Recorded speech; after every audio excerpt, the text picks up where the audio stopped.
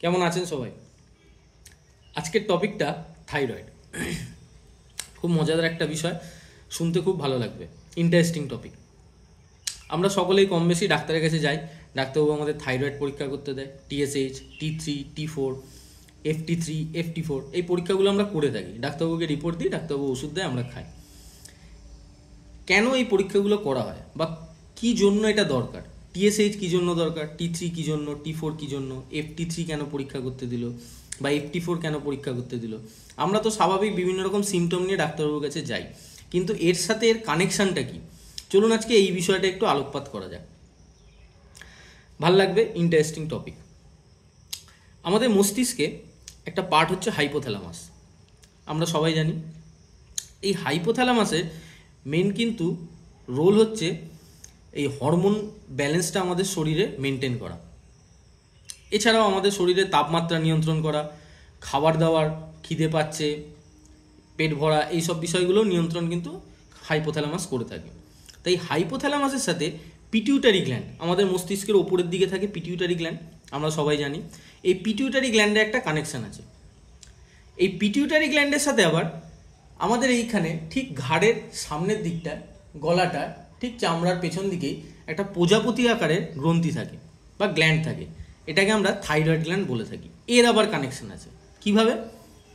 Hypothalamus থেকে TRH hormone release হয়, thyrotropin releasing hormone, TRH।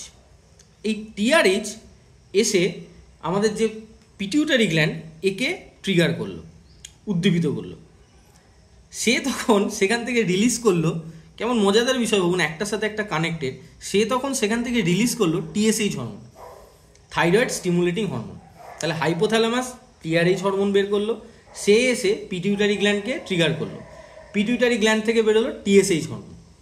এই TSH হরমোন এসে আমাদের এই যে প্রজাপতি গ্ল্যান্ড, এই যে থাইরয়েড গ্ল্যান্ড, এই থাইরয়েড গ্ল্যান্ডকে ট্রিগার করলো, উদ্দীপিত করলো। এই থাইরয়েড গ্ল্যান্ড তখন রিলিজ করলো দুটো হরমোন, একটা T3 একটা T4। তাহলে হাইপোথ্যালামাস থেকে TRH থেকে মাস্টার গ্ল্যান্ড বা পিটুইটারি গ্রন্থি, সেখান থেকে রিলিজ হলো TSH থেকে রিলিজ হলো, TSH এসে ট্রিগার করলো থাইরয়েড গ্রন্থিকে, থাইরয়েড রিলিজ করলো T3 T4। অর্থাৎ এই T3 আর T4 এই দুটো রিলিজ কিন্তু পুরোপুরি ডিপেন্ড করছে TSH এর ওপর। ভালো করে বুঝুন ব্যাপারটা। আমাকে ডাক্তারবাবু টেস্ট করতে দিল TSH আমার কম বা TSH আমার বেশি, আমি নর্মালে যাচ্ছি না।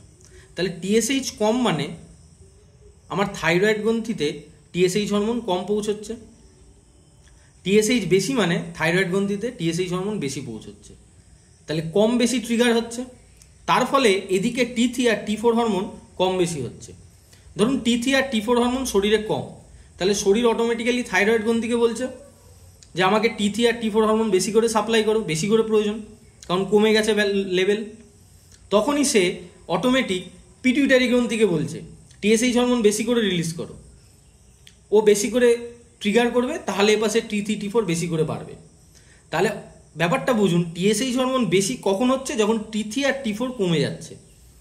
তাহলে TSH হরমোন বেড়ে গেলে, রিপোর্টটা আমি যদি দেখি আমার বেড়ে গেছে, তাহলে আমার বুঝতে হবে শরীরে আমার T3 আর T4 হরমোন কমে গেছে, তার দরুনই বেশি করে TSH হরমোন রিলিজ হচ্ছে এবং বেশি করেও T3 T4 হরমোনকে তৈরি করতে বলছে থাইরয়েড গ্ল্যান্ডকে। আবার ওদিকে কমে গেছে মানে এদিকে T3 T4 বেড়ে গেছে, প্রয়োজনের তুলনায় বেশি হয়ে গেছে। যখনই বেশি হয়ে গেছে, ও তখন সিগন্যাল পাঠাচ্ছে যে অনেক আছে আমার কাছে, পর্যাপ্ত পরিমাণ, আমার আর লাগবে না। তখনই TSH হরমোন অটোমেটিক্যালি কমে আসছে, যে কম করে ট্রিগার করতে হবে, বেশি করে পাঠিয়ে লাভ নেই, বেশি গিয়ে বেশি ট্রিগার হয়ে যাবে, আরও বেশি রিলিজ হবে, তার থেকে কমিয়ে দাও TSH হরমোনটাকে। তাহলে TSH হরমোনের লেভেলটা আমার অটোমেটিক্যালি কমে আসছে। কত সুন্দর সিস্টেমেটিক প্ল্যানের তৈরি আমাদের বডি মেকানিজমটা ভাবুন। এই T3 T4 হরমোন এবার রিলিজ হলো থাইরয়েড গ্রন্থি থেকে। মজাদার বিষয়, T3 হরমোনটা, এই T4 হরমোনটা শরীরে আবার কিডনি, লিভার বা বিভিন্ন পেশিকোষ এসব জায়গায় গিয়ে আবার T3-তে কনভার্ট হয়ে যায়, একটা আয়োডিন রিলিজ করে দেয়, করে T3-তে কনভার্ট হয়ে যায়। এই T4 হরমোনকে আমরা কি বলে থাকি? T4 চারটে T, টেট্রা আয়োডোথাইরোনিন বা থাইরক্সিনও বলে থাকি একে। আর T3 তিনটে T, ট্রায়ো আয়োডোথাইরোনিন হরমোন বলে থাকি একে। এইবার ওই কিডনি লিভারে গিয়ে তৈরি হলো, কনভার্ট হলো T3 হরমোন। এবার এই টোটাল যে T3 আর T4 হরমোনটা তৈরি হলো, এর খানিকটা অংশ আমাদের ব্লাডে যে প্লাজমা আছে প্রোটিন, সেই প্রোটিনের সাথে বাইন্ড করে থাকে, আর কিছুটা অংশ ফ্রিলি ঘোরাফেরা করে।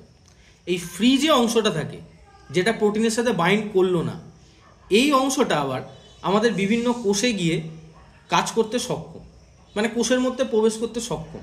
কিন্তু যেহেতু যে পার্টটা আয়রন, মানে যে পার্টটা প্রোটিনের সাথে বাইন্ড করে আছে, সেই পার্টটা কিন্তু কোষে প্রবেশ করতে পারে না।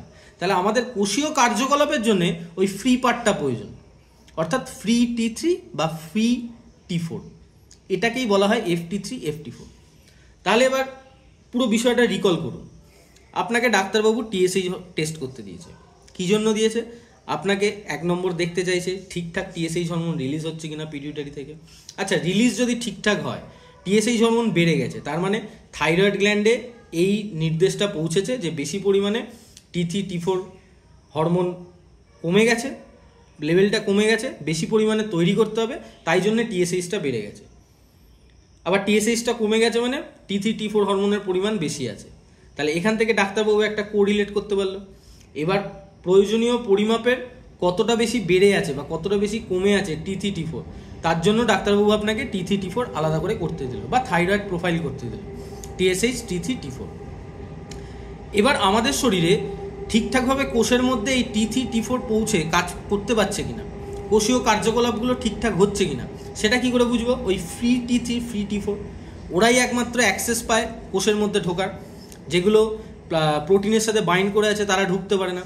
তখন ডাক্তারবাবু সেই সমস্ত সমস্যা নিয়ে যখন আপনি পৌঁছন, তখন ডাক্তারবাবু আপনাকে ফ্রি T3 ফ্রি T4 করার অ্যাডভাইস দেন। কারণ ওই পরিমাপটা দেখে নেওয়ার জন্য যে যেটুকুনি পরিমাণ ফ্রি T3 এবং T4 আমাদের শরীরে প্রয়োজন কোষীয় কার্যকলাপ করার জন্য, সেই পরিমাণটা পর্যাপ্ত আছে কিনা। তাহলে পরিষ্কার বোঝা গেল কেন FT4 FT3 T3 T4 এবং TSH এই পরীক্ষাগুলো করা হয়। হাইপোথ্যালামাস থেকে বেরোলো পিটিউটারি, পিটিউটারি থেকে থাইরয়েড গ্ল্যান্ড, পরপর চেন ওয়াইজ সিস্টেমটা চলছে। কি কি লক্ষণ হলে আপনি করবেন এটা? ধরুন আপনার হঠাৎ করে ওজন খুব বেড়ে গেল বা ওজন কমে গেল, তাহলে চিন্তার বিষয় থাকবে। ক্লান্তি, আপনার খুব ক্লান্তি হচ্ছে, কতদিন ধরে আপনি খুব ক্লান্তিতে ভুগছেন, অতটা কাজ করছেন না কিন্তু প্রচুর পরিমাণে ক্লান্তি হচ্ছে শরীরে, প্রচুর নার্ভাসনেসে ভুগছেন, আপনার স্কিন ড্রাই হয়ে যাচ্ছে, চুল হঠাৎ করে পড়তে শুরু করেছে, হার্টবিট কাজ করছেন না খুব একটা কিন্তু হঠাৎ করে হার্টবিট বেড়ে যাচ্ছে, আপনি ফিল করছেন বা হার্টবিট কমে যাচ্ছে, আপনার মাংসপেশিগুলো দুর্বল হয়ে পড়ছে, অতিরিক্ত গরম লাগছে মাঝে মাঝে, হঠাৎ করে আবার অতিরিক্ত ঠান্ডা লাগছে, নার্ভাসনেসে ভুগছেন বললাম। আচ্ছা, ঘুমের সমস্যা হতে পারে, রাত্রিবেলা ঠিকঠাক পর্যাপ্ত পরিমাণে ঘুম হচ্ছে না। এই ধরনের কারণগুলো বা এই ধরনের সিমটমগুলো যদি আপনি আপনার মধ্যে রিয়েলাইজ করেন, সেক্ষেত্রে কিন্তু আপনি ডাক্তারবাবুর কাছে পরামর্শ নিন এবং থাইরয়েড পরীক্ষাটা করে দেখুন। কোন স্টেজে কি কোনটা করা দরকার, TSH কোন স্টেজে, T4 কোন স্টেজে, T3 কোন স্টেজে, FT4 FT3 এগুলো কোন কোন স্টেজে করা উচিত, আশা করি বুঝতে পারছেন। ডাক্তারবাবু পরামর্শ নেবেন, ডাক্তারবাবু আপনাকে পরীক্ষা করতে বলবে। এটার ব্লাড দেবেন কি করে? 8 থেকে 10 ঘন্টা বা 10 থেকে 12 ঘন্টা ফাস্টিং থাকলে সবচেয়ে ভালো হয়। ওভারনাইট ফাস্টিং থেকে সকালবেলা রক্ত দিলেন পরীক্ষা করার জন্য।